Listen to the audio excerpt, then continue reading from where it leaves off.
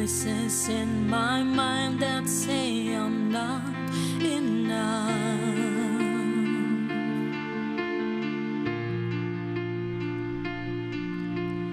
Every single lie that tells me I will never measure up.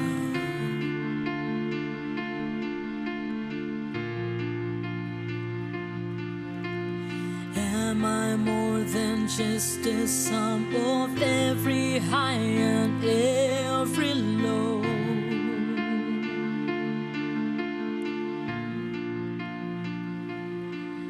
Remind me once again just who I am, because I need to know.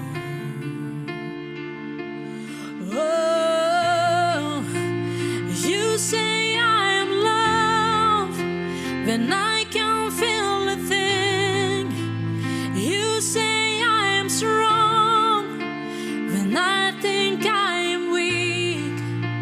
And you say I am held when I am falling short, when I don't belong.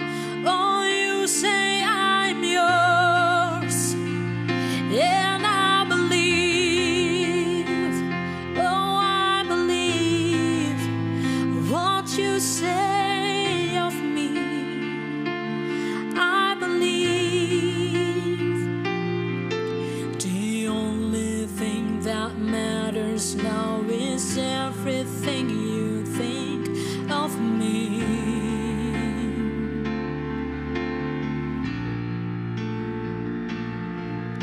In you I find my worth, in you I find my identity. Oh, you say I am love when I can't feel a thing. You say I am strong when I think I am weak. And you say I am held when I am falling short, when I don't belong. Oh, you say I'm yours, and I believe. Oh, I believe what you say of me. I believe.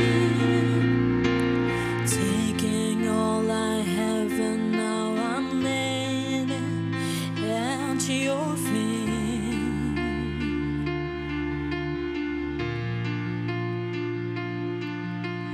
You have every failure, God. You have every victory. Oh, you say I am love when I can't feel a thing. You say I am strong when I think I am weak. You say I am held when I am falling short, when I don't belong. Oh, you say I am yours, and I believe. I believe what you say of me. I believe. I believe. Yes, I believe what you say of me. I believe.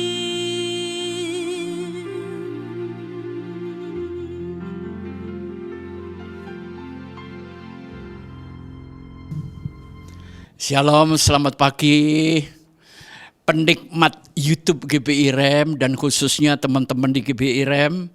Hari ini kita mencoba atau bertukar pikiran. Dan tentunya didasari oleh firman Tuhan. Banyak kawan-kawan di sekitar saya bertanya, Pak Pengki, di tengah keadaan sekarang ini bagaimana seharusnya kami ini menjalani kehidupan? Dan pertanyaan itu saya renungkan cukup beberapa lama. Dan kemudian saya jawab teman saya, kamu harus tahu era sekarang ini. sekarang ini bukan hanya kompetisi, tapi saya punya istilah yang namanya hyper competition. Kompetisi yang sangat luas, kompetisi yang sangat cepat, kompetisi yang memerlukan kecerdasan dan strategi yang matang.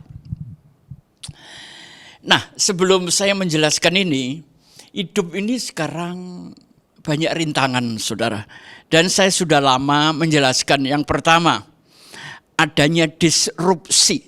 Ya, goncangan pertama adalah disrupsi, kedua ada shifting, pergeseran nilai, dan yang ketiga sekarang ini saya melihat terjadi banyak cracking, patahan-patahan, sehingga menimbulkan tsunami, baik itu tsunami ekonomi atau hal-hal yang tidak terduga. Dan yang tak asing lagi, saya sudah sering membahas tentang VUCA. VUCA ini berisi ketidakpastian, hal-hal yang di depan sulit kita prediksi, semuanya rancu. Nah, beberapa hal ini yang mewarnai sehingga manusia bertambah kencang larinya, bertambah pinter strateginya, dan muncullah hyper competition. Nah, sekarang kita harus gimana Pak Pengki? Begini, setiap individu sekarang ini dituntut pertama sederhana kok, memiliki purpose yang jelas, tujuan hidup yang jelas. Dan saya ingin jelaskan terlebih dahulu, kalau kita punya tujuan dan mencapainya, pada saat Anda mencapai tujuan itu, kita banyak kehilangan, saudara. Maksudnya gimana Pak? Gini, saudara mengejar sebuah tujuan, Anda meninggalkan keluarga, Anda kehilangan waktu, Anda nggak dekat dengan anak-anak. Kita kerja keras, akhirnya kecapean, dan kita kehilangan kesehatan, kehilangan damai sejahtera. Tapi itulah purpose, mengejar masa depan. Yang kedua, setiap manusia sekarang, Anda dan saya, dituntut untuk memiliki potensi yang harus dikembangkan, nggak main-main. Dan tentunya kita tidak terlepas dari passion individu secara pribadi. Nah, saya melihat kehidupan ini lewat 4 langkah ya. Pertama, bertahan. Kedua, kita harus mencapai keamanan finansial. Dan yang ketiga, kita berusaha meraih keberhasilan atau sukses. Baru setelah semuanya tenang, kita mulai menggali makna, memberikan makna kepada orang lain. Kadang-kadang banyak teman tidak pernah bisa membedakan antara sukses, bahagia, dan makna. Coba saya jelaskan sedikit. Sukses adalah saat saya mendapatkan apa yang saya inginkan. Tapi bahagia adalah saya tetap menginginkan apa yang sudah saya dapatkan. Sedangkan makna, di mana saya punya kerelaan untuk melepaskan sebagian atau secara menyeluruh apa yang sudah saya dapatkan untuk menolong orang lain atau memberikan kontribusi. Saya akan menjawab to the point ya. Masalah bagaimana kami harus hidup. Saya melihat setiap manusia ini harus menjadi seorang sniper yang handal. Indonesia punya sniper kelas dunia, tapi sekarang orangnya sudah tua ya, dari TNI. Kenapa saya mengatakan kita sekarang harus punya mental sniper? Saya melihat beberapa hal. Yang pertama, sniper itu punya keahlian karena terlatih dan berlatih. Ya. Jadi hidup sekarang, Anda harus punya keahlian, keterampilan berpendapatan tinggi. Dan itu harus dilatih. Yang kedua, pribadi sniper itu punya ketenangan. Tenang sekali. Dia tidak mudah panik. Terus sniper itu juga tahu arah, saudara. Kecepatan angin, situasi, ya. Dan yang hebat lagi, sniper itu pasti punya target. Nggak mungkin sniper nggak punya target, itu nggak mungkin. Dan seorang sniper, dia mampu meletakkan posisinya yang pas sebelum dia menembak. Jadi sekarang di mana posisi Anda dan saya? Ya. Dan di samping itu, sniper itu satu hal. Penguasaan dan pengendalian dirinya sangat kuat. Jadi kalau kita harus punya mental dan jiwa sniper, Maka saudara harus punya target, hidup tenang, menempatkan posisi, sabar, tahu arah, dan punya keahlian, serta punya sasaran. Nah, baik saudara. Tadi saya mengatakan begini. Kalau kita sampai di tujuan, kita banyak kehilangan kan? Tapi bagaimana kita bisa mengurangi kehilangan atau bahkan meminimalisir kekurangan itu sendiri, kehilangan itu sendiri. Hari ini saya kasih contoh 2 hal, yaitu sukses Abraham dan suksesnya Yakub. Itu berbeda. Nanti Anda bisa meletakkan diri kita masing-masing di posisi Abraham atau di posisi Yakub. Nah, topik hari ini adalah eksponensial. Sekarang ini eranya adalah era eksponensial. Jadi maksudnya gimana Pak Bengki? Kita perlu lompatan atau terobosan yang didukung oleh sekelompok orang. Jadi kalau saudara punya tim, Anda harus bisa melakukan lompatan, terobosan, dan didukung oleh tim Anda yang luar biasa. Nanti pada akhir video ini saya akan menjelaskan lewat gambar-gambar multimedia. Tapi baik saudara, apa bedanya sukses Abraham dan suksesnya Yakub? Kalau saya ini berpikir begini, bagaimana kita kerja dengan waktu tenaga yang minimum, memang harus keras, tapi hasilnya adalah maksimum. Kerja minimum, hasil maksimum. Ini nanti saudara bisa renungkan ya, di dalam perenungan sendiri-sendiri. Saudara, saya ingin katakan, sekarang ini kita harus fokus, karena saya melihat ada teman-teman yang kalau saya definisikan begini, orang yang tidak punya kelebihan untuk dijual, biasanya akan mencari-cari kekurangan orang lain untuk dijual. Ya, Anda jangan terpancing ke arah itu. Artinya orang yang tidak punya kelebihan untuk dijual. Anda punya kelebihan apa? Keahlian apa? Nah, orang yang tidak punya kelebihan untuk dijual, biasanya akan mencari-cari kekurangan orang lain untuk dijual. Ya, jadi sekarang kita fokus ke masa depan, saudara. Sekarang adalah era eksponensial. Baik, sekarang saya akan mencoba menjelaskan perjalanan Abraham dulu ya. Di ayat pertama, pasal 22, di situ dikatakan demikian. Setelah semuanya itu Allah mencobai Abraham. Inilah Tuhan Allah saya yang super hebat, saudara. Allah tidak akan mencobai kita sebelum kata-kata seperti di dalam Alkitab. Setelah semuanya itu, artinya setelah Abraham punya istri cantik namanya Sarah, kemudian dia diberkati anak tunggal yang namanya Ishak, ekonominya melimpah, keluarga bahagia. Ini Tuhan berikan dulu kepada Abraham. Setelah itu semuanya baru Tuhan datang untuk mencobai. Ya, kalau Tuhan mencobai kita supaya dewasa dan menuju ke arah yang lebih baik, tapi kalau setan mencobai kita, tujuannya adalah menghancurkan. Jadi bahasa saya, kalau Allah itu testing, sedangkan iblis itu tempting, menghancurkan, saudara. Jadi kalau Anda sekarang sedang mengalami pencobaan-pencobaan yang Alkitab katakan tidak melebihi kekuatanmu, berarti Allah sudah memberkati Anda dan saya. Oke? Dan kemudian kita masuk. Allah berfirman, bawa anakmu yang kukasihi. Dan kemudian berangkatlah Abraham.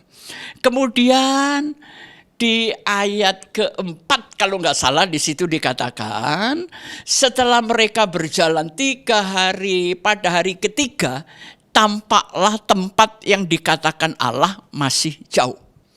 Saya akan fokuskan dulu.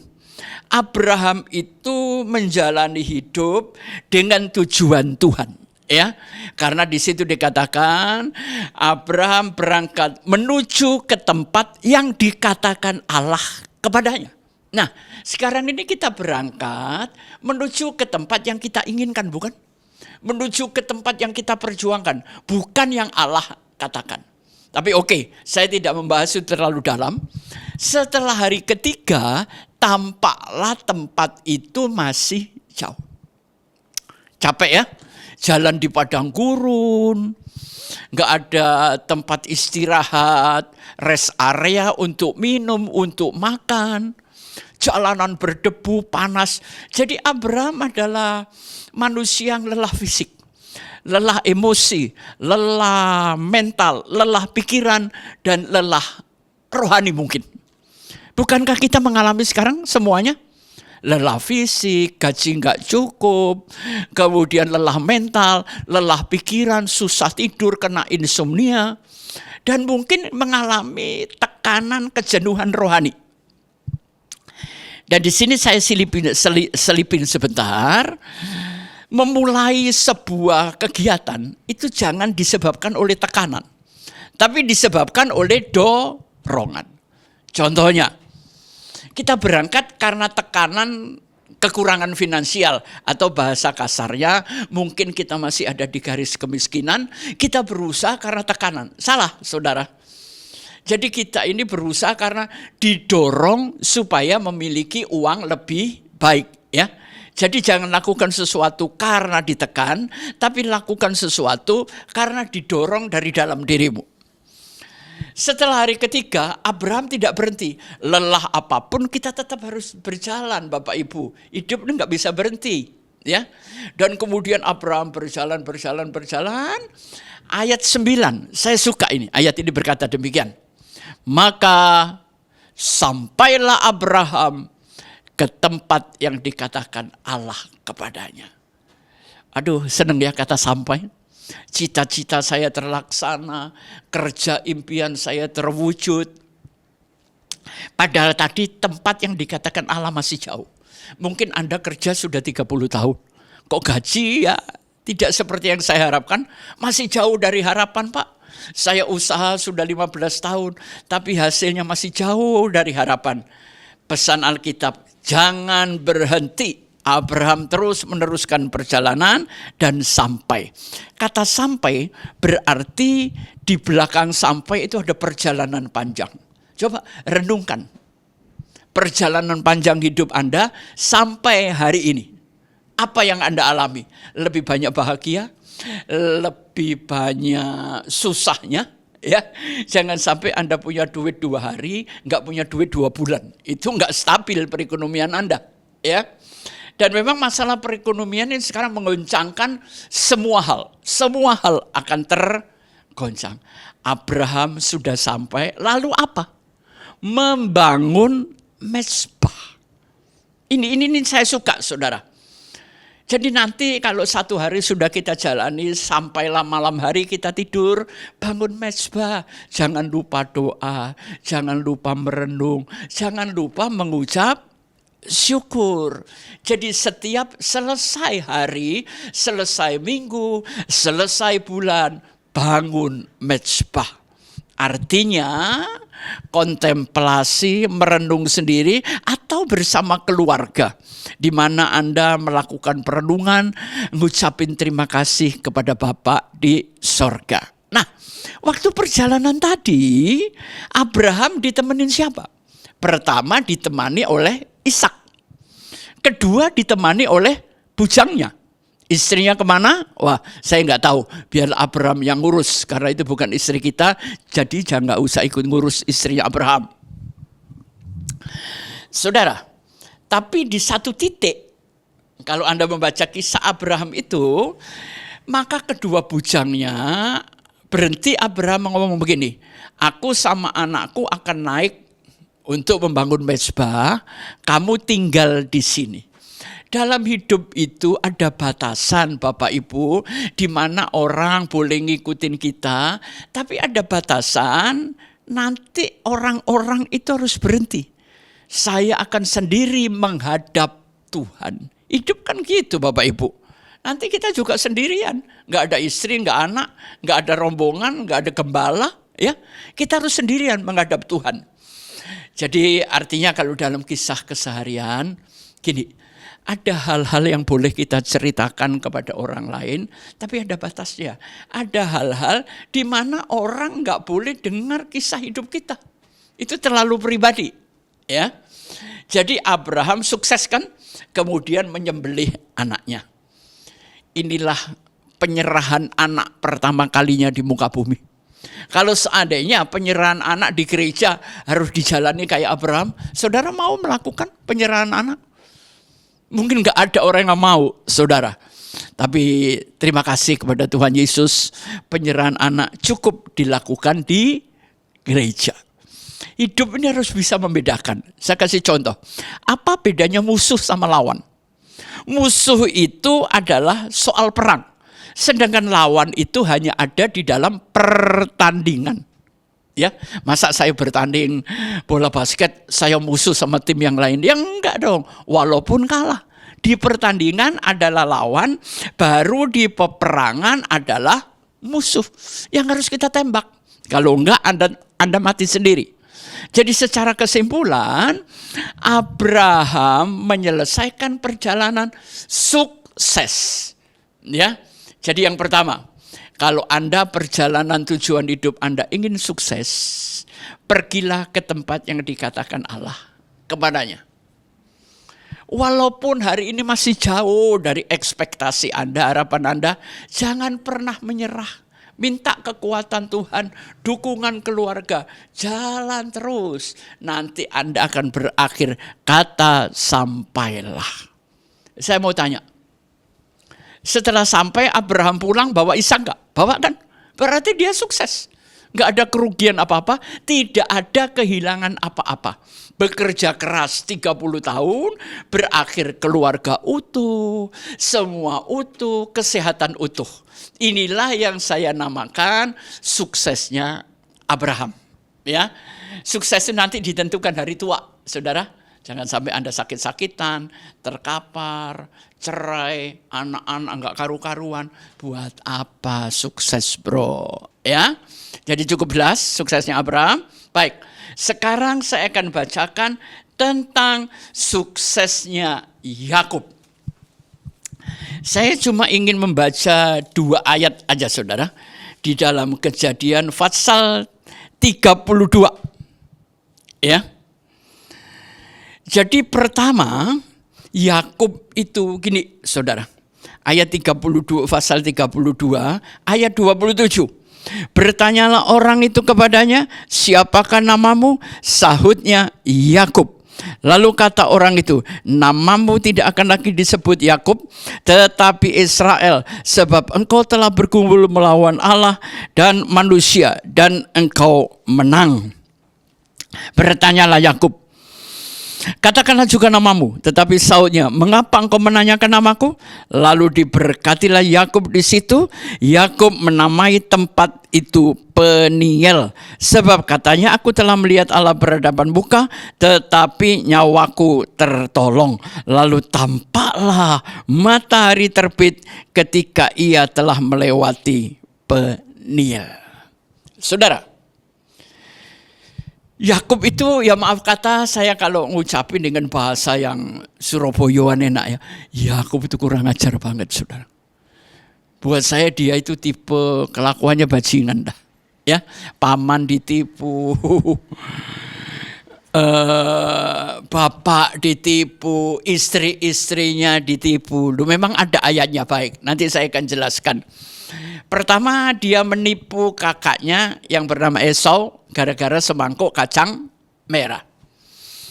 Kedua, dia minta diberkati, dia menipu bapaknya yang rabun dengan melumuri pakai semacam pakaian penuh bulu. Ya, karena Esau itu badannya berbulu. Setelah Esau tertipu, Yakub memperoleh berkat. Orang menipu dapat berkat, saudara. Dapat. Tapi setelah menipu, Esau berjanji sampai ke akhirat pun engkau aku kejar dan aku bunuh. Apa sih enaknya? Sukses tapi dikejar-kejar oleh banyak hal dalam hidup ini. Hidupnya enggak tenang. Dia lari, saudara. Lari. Akhirnya sampailah Yakub di Betel. Betel ya. Dan disitulah dia tertidur dengan bantal batu. Kemudian dia melihat langit terbuka, ada serombongan malaikat turun naik ke bumi. Ya, bahasanya turun naik, bukan naik turun ya, karena malaikat asalnya dari sorga. Jadi kalau ada orang yang bisa naik turun ke sorga, saya nggak akan percaya, karena kalimatnya di situ adalah turun naik. Inilah pertemuan pertama kali yang namanya Yakub dengan Tuhan. Bagaimana pertemuan Anda dengan Tuhan? Kapan, tanggal berapa, jam berapa menyebabkan hidup ini berubah. Orang kalau ketemu Tuhan pasti berubah, saudara. Tapi perhatikan, Yakub tidak berubah. Dia tetap bandel walaupun sudah ketemu Tuhan. Akhirnya dia lari ke rumah pamannya Laban. Di situ dia naksir anak-anaknya Laban. Laban ini juga tukang tipu juga. Dia ngomong begini, Yakub, kalau engkau mau di sini, engkau harus bisa memberikan aku kambing berbintik-bintik. Nah ini loh, ini kecerdasan Yakub. Entah dia pakai daun kelor atau daun badam atau apa, saya nggak tahu. Mungkin itu apa? Kambing-kambing yang kecil ini dikepiok-kepiok, saudara. Waktu mengandung, ya dikepiok itu, dipukul-pukul dengan daun itu, akhirnya anak kambing ini lahir berbintik-bintik seperti anjing dalmatian. Kenapa saya mengatakan dia orang cerdas? Inilah rekayasa genetika pertama kali.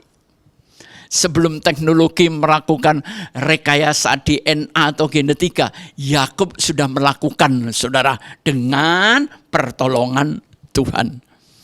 Jadi kalau saudara kursi Anda polos, ya, mungkin kepingin warna-warni, ambillah daun, pukul-pukul ke kursi itu. Mungkin, gitulah rekayasa genetika.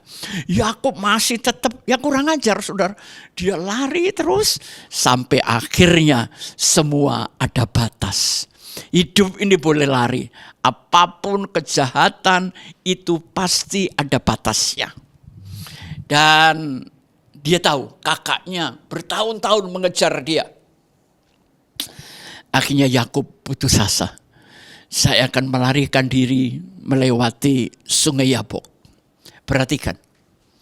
Waktu dia menyeberangi sungai Yabok, dia membuat empat tahap barisan. Yang pertama, hartanya. Karena dia berpikir nanti kalau Esau nangkap dia, ngelihat harta yang banyak, ya oke lah bisa dimaafkan. Di belakang harta siapa? Bujang-bujang ya, bujangnya dikorbanin. Dan yang lucu lagi, setelah bujangnya, istri dan anak-anaknya. Sedangkan Yakub sendirian di belakang. Pengecut enggak? Dulu dia nguber Rahel, ya mencintai Rahel. Tapi sekarang Rahel dikorbankan. Laki-laki itu enggak boleh mengorbankan keluarga, saudara, enggak boleh. Mungkin kita enggak sadar kita ngorbanin keluarga kita. Salah satu contoh yang gampang, kadang-kadang karena pekerjaan kita keliling Kalimantan, keliling Sulawesi untuk marketing. Yang jadi korban siapa? Anak-anak, istri kesepian di rumah, harus memimpin keluarga sendiri. Itulah bentuk kehilangan yang sangat sederhana. Dia menyeberang sungai Yabok, Esau sudah maju, saudara. Tapi tengah malam, waktu dia menyeberang, muncullah seorang laki-laki memungkul sendi pangkal paha. Di sini saya berpikir, Allah terpaksa menghentikan Yakub. Karena dia nggak bisa dihentikan oleh peristiwa alami. Terpaksa Allah turun tangan, dipukul saudara. Pangkal pahanya lepas, dia jalan nyeret kaki. Jangan sampai hidup kita ini dihentikan dengan cara-cara demikian. Hati-hati. Raihlah sukses dengan cara Tuhan. Raihlah sukses tanpa kehilangan. Apalagi kita dihentikan Tuhan dan dipukul Tuhan. Dan disitulah tempat itu dinamakan Peniel. Saudara, waktu Yakub pertama kali ketemu sama barisan malaikat, sampai Peniel ini butuh waktu 14 tahun. Panjang kan? 14 tahun. Yakub tidak pernah mengubah perilakunya, akhirnya dipukul Tuhan. Jepret, baru di situ dia tersadar ya.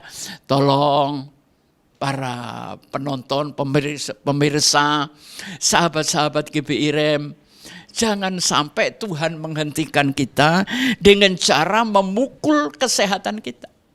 Kesehatan habis, nggak bisa cari duit, ekonomi habis, selesai. Tapi Allah masih berbaik. Yakub tidak dibunuh. Seharusnya orang yang bertemu muka dengan Tuhan mati, saudara. Tapi disitulah mulut Tuhan mengeluarkan satu kata. Yakub, namamu hari ini diganti dengan Israel.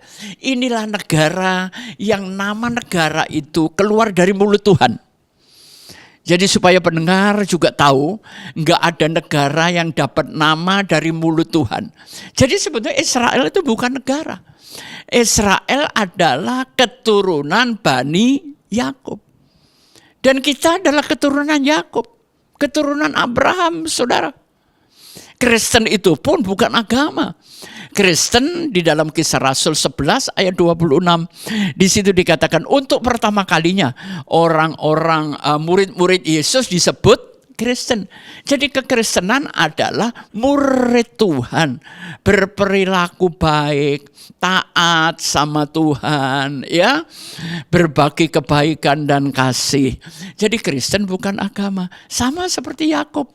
Israel itu bukan nama negara, tapi nama nenek moyang kita. Yakub diganti Israel. Perhatikan, Yakub sukses lah, tapi kehilangan kesehatan. Kaki kanannya itu orang Jawa bilang semper, saudara, diseret karena dipukul pangkal pahanya. Dia dihentikan Tuhan, dia harus terseok-seok. Karena dikasih tahu Tuhan 14 tahun tetap bandel, saudara. Di battle dia terima Tuhan, tapi tetap menjalankan kejahatan-kejahatan. Sampai akhirnya 14 tahun kemudian Tuhan temui Yakub dipukul. Saudara mau sukses seperti itu? Ya memang selanjutnya setelah itu Yakub sukses bersama Tuhan. Tapi dia kehilangan 14 tahun, dia kehilangan kesehatannya. Yang seharusnya manusia gagah, tapi sekarang kakinya pincang, saudara. Ya, jadi sukses ke tempat yang dikatakan Allah, diikuti oleh Abraham, suksesnya sempurna. Tapi sukses Yakub, dia menuju ke jalannya sendiri, dia pakai otaknya sendiri, dia pakai caranya sendiri, bukan cara Tuhan. Tapi akhirnya Tuhan masih penuh kasih. Dia menghentikan Yakub, dipukul, kesehatannya hancur. Ayo teman-teman, kita nggak perlu sukses seperti Yakub, tapi sukseslah seperti Abraham. Sampai di tempat tujuan, tidak kehilangan. Walaupun kelihatannya Ishak mau dibunuh, padahal enggak, dia tidak kehilangan apa-apa. Justru Yakub yang kehilangan kesehatan. Jangan sampai sukses kita kehilangan anak, kehilangan keluarga, kehilangan macam-macam. Ya. Nah, sekarang saya akan membahas apa sih Pak Pengki era eksponensial. Yakub ini manusia yang suka melompat, suka bikin terobosan. Ya, perhatikan gambar yang pertama, era eksponensial, era terobosan. Sekarang ini perubahan sangat cepat. Ya, lompatan-lompatan sangat cepat, hal tidak terduga, susah diprediksi, ketidakpastian terjadi di mana-mana. Dan kita sekarang memasuki era eksponensial. Kita klik gambar yang pertama. Di situ ada tulisan acuan hidup. Hidup yang kita jalani gimana? Perhatikan, ada segi 5, di tengahnya ada buletan yang bertuliskan Alkitab. Jadi kita sebagai orang Kristen, murid Tuhan, acuan hidup kita itu nggak boleh terlepas dari Alkitab. Perhatikan yang di atas ada kata Tuhan. Di sebelah kiri turun lagi ada pengalaman dan ada pengetahuan. Jadi orang Kristen nggak boleh anti pengetahuan. Hambaku binasa karena kurang pengetahuan. Bersama Tuhan dan pengetahuan, jalani kehidupan, Anda punya pengalaman. Kalau turun paling bawah, hidup ini harus punya pikiran yang sehat dan waras, dan tuntunan utama sebelah kanan adalah hati nurani. Ya, itu acuan hidup. Kemudian kita masuk ke gambar yang kedua. Tolong diklik. Di situ ada tulisan gede, pedoman pola pikir. Ya, hati-hati, mikir dulu baru ngomong, jangan habis ngomong telat mikir atau kepikiran. Perhatikan ada gambar jajaran genjang ya, kalau saya dulu sekolah namanya seperti ketupat ini. Tengahnya apa? Ada bulatan hijau yang bertuliskan God atau Tuhan. Semuanya harus bersumber dari Tuhan. Yang ke atas pertama apa? Aturan. Tuhan punya hukum. Ya, 10 perintah Allah, hukum kasih, ya, hukum semuanya. Kemudian sebelah kiri apa? Kembali pengetahuan. Dan ditunjang oleh pengalaman. Pengalaman dan pengetahuan itu menjadi satu. Baru yang terakhir yang di bawahnya ada tulisan research and analisa. Jadi pengalaman ataupun pengetahuan itu menjadikan riset perjalanan hidup kita. Sekarang kita masuk ke gambar yang ketiga. Perhatikan. Saudara, kehadiran Anda ditunggu kawan-kawan enggak? Oh iya Pak Bengki, kalau saya enggak hadir, teman-teman telepon, ayo ke sini dong. Enggak ada kamu, enggak seru. Enggak ada kamu, enggak rame. Nah, saya membagi manusia, keberadaan atau kehadiran seseorang. Yang pertama, perhatikan gambar piramida. Yang paling bawah, ada orang yang hidupnya setiap datang merugikan dan merusak. Jangan jadi pribadi seperti itu. Kemudian kita naik satu lagi, kehadiran Anda seringkali memberatkan kelompok atau kawan yang lain. Jangan, justru kehadiran kita adalah meringankan. Kita naik lagi, Anda hadir istilahnya, alah sudahlah Pak Bengki, dia ada yang gak terasa, gak ada yang gak apa-apa. Ini kan kehadiran Anda gak pernah dianggap. Tapi jadilah dua kolom yang paling teratas. Kehadiran Anda dirasakan. Kalau ada dia enak ya Pak Bengki, damai, tenang, orang yang suka bercanda, kita happy. Atau yang teratas, kehadiran Anda ditunggu dan dibutuhkan. Saya mau seperti ini. Kehadiran saya ditunggu dan dibutuhkan. Nah, kita akan memasuki apa era eksponensial. Kalau yang 3 tadi kita bicara tentang pribadi kehadiran. Sekarang kita memasuki gambar yang keempat. Perhatikan. Semacam telur dengan 4 lingkaran. Yang pertama, warna merah adalah comfort zone. Comfort zone ini adalah area yang saya sebut area nyaman. Itu tujuan kita, peperangan kita, dan kita akan sampai ke satu area nyaman. Tapi kenyamanan kita nggak lama. Kita harus keluar ke satu area yang namanya area yang nggak nyaman. Di situ kita jadi jangan terlalu lama di tempat nyaman, nanti goncangan, disrupsi terjadi, Anda akan terlempar ke daerah yang nggak nyaman. Setelah daerah nggak nyaman ini, di situ Anda belajar, bergumul, berdoa, bertarung yang namanya learning zone. Kalau Anda mau keluar dari comfort zone, memasuki zona ketakutan, kekhawatiran, tapi kita belajar di zona itu, Anda akan mencapai yang teratas, growth zone, di mana Anda bertumbuh menjadi lebih baik. Inilah yang saya sebut dengan greatness, ya. Kemudian kita masuk ke gambar yang nomor 5. Ada segitiga. Nanti kalau saudara mungkin pergi ke Gramedia, carilah buku yang ditulis oleh penulis luar namanya Simon Sinek. Start with why. Segala sesuatu itu harus dipertanyakan. Mengapa saya begini? Mengapa motivasi Anda melakukan itu apa? Ya, start with why ini saya bagi 3. Ada start with why karena emosional. Tanpa pikir panjang, Anda nggak tahu mengapanya apa, why-nya apa, emosi Anda yang berjalan. Nah ini yang menimbulkan celaka.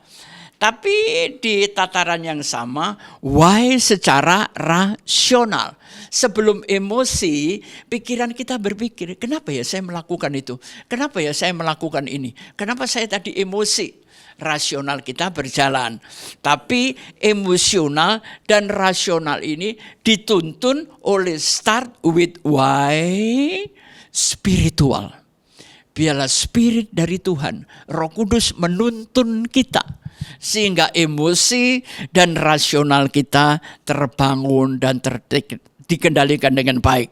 Nah, sekarang kita masuk pada gambar yang penting, gambar yang ke-6.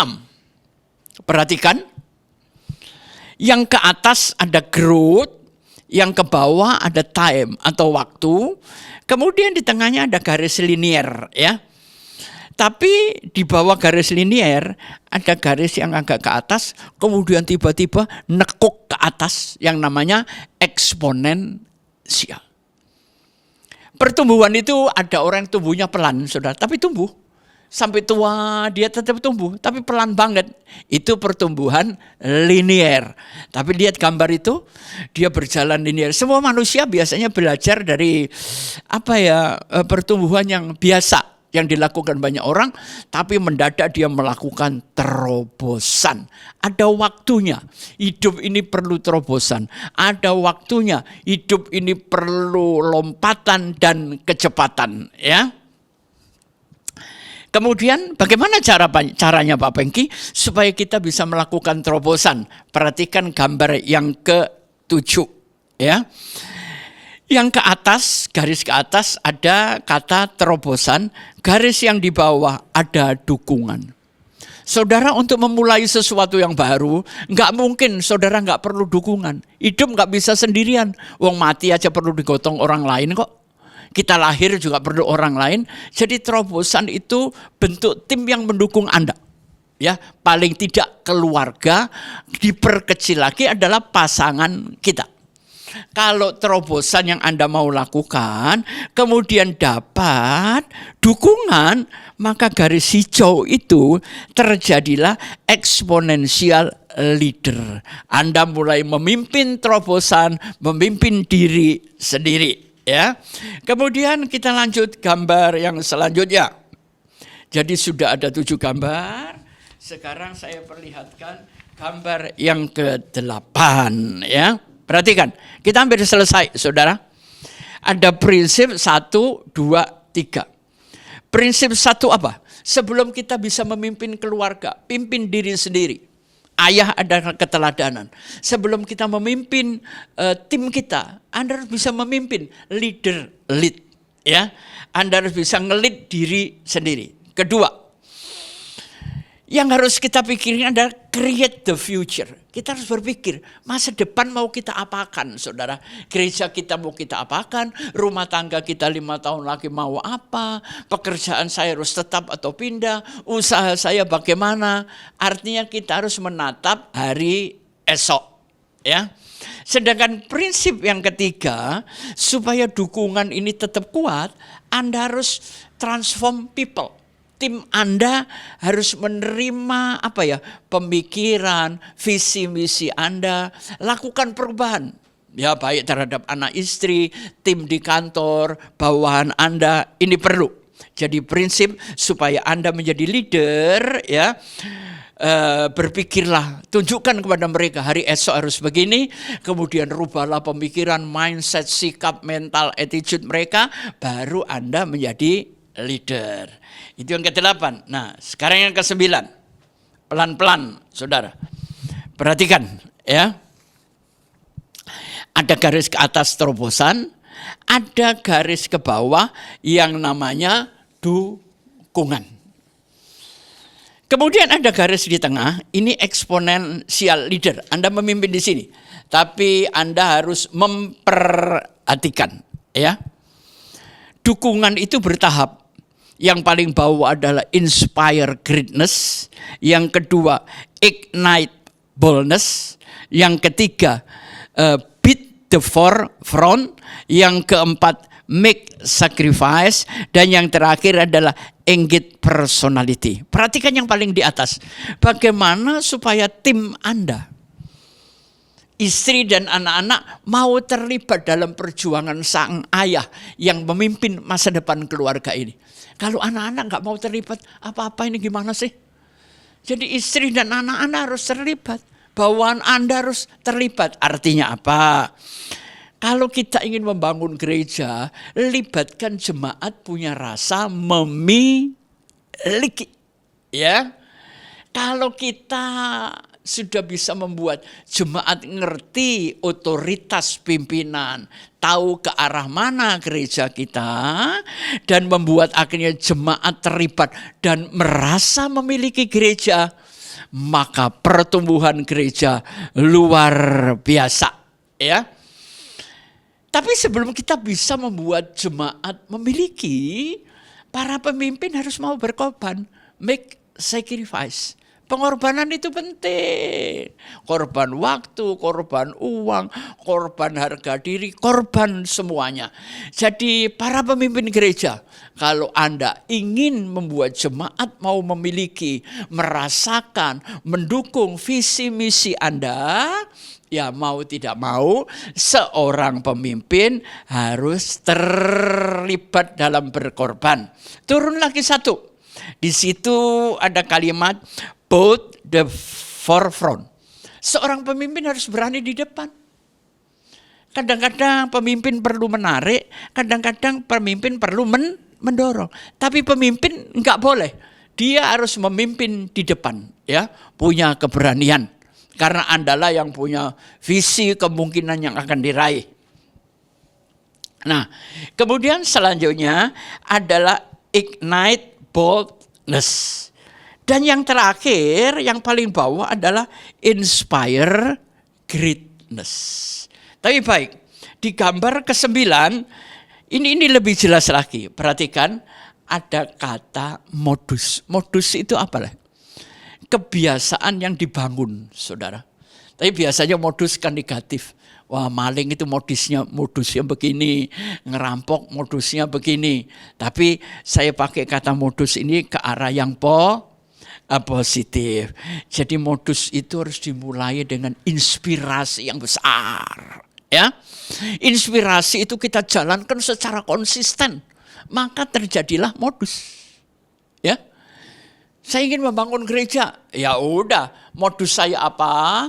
Modus saya biasanya pertama berdoa, kedua petunjuk Tuhan, ketiga cari dana, keempat minta dukungan, kemudian melakukan pemikiran terobosan. Setelah sekian tahun gereja terbangun, Anda diberkati, ya. Jadi punya inspirasi yang besar, mimpi yang besar, ya. Dan kemudian yang kedua adalah ignite boldness, ya. Jadi di sini tantangan apapun harus kita lewati. Kita harus berjiwa besar, nggak gampang menyerah, saudara. Yang ketiga, kalau Anda punya visi misi, pimpin timmu, Anda paling depan, ya. Dan kita sebagai pemimpin nggak boleh malu untuk minta petunjuk kepada bawahan, nggak boleh. Jadi kita harus sungguh-sungguh. Jadi seperti waktu mengangkat 4 orang, buka genteng rumah, yang di atas nggak tahu posisi Yesus di bawah di mana. Tapi yang satu turun memberikan komando. Kadang-kadang orang bawahan ini juga penting untuk kita minta petunjuk ke depan harus gimana. Dan yang penting di modus yang nomor 4, pemimpin harus berani berkorban. Saya tahu banyak hamba-hamba Tuhan hebat, menjual mobilnya, nguras tabungannya untuk membangun gereja yang luar biasa. Saya salut dengan pendeta-pendeta yang demikian, ya, karena panggilan itu memang memunculkan sebuah pengorbanan.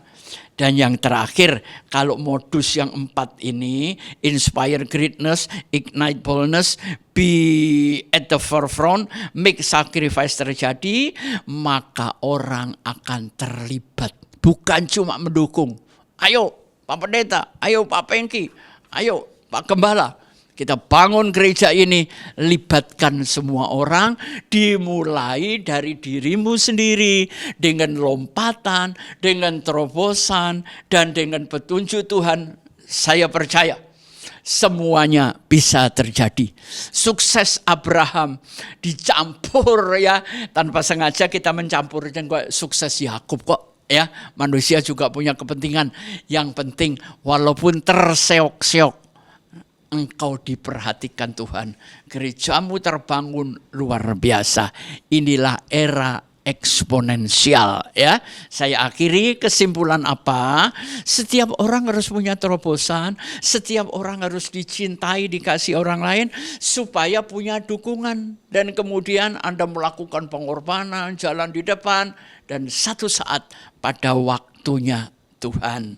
Dan gambar terakhir, saya cuma mengucapkan good luck buat semuanya. God bless you. Tuhan memberkati. Baik, saya akan berdoa untuk Anda. Bapa di sorga, terima kasih. Sekian banyak orang yang menonton YouTube GBI Rem ini, Tuhan berkati. Dan biarlah pelajaran sederhana ini membangkitkan semangat kami masing-masing.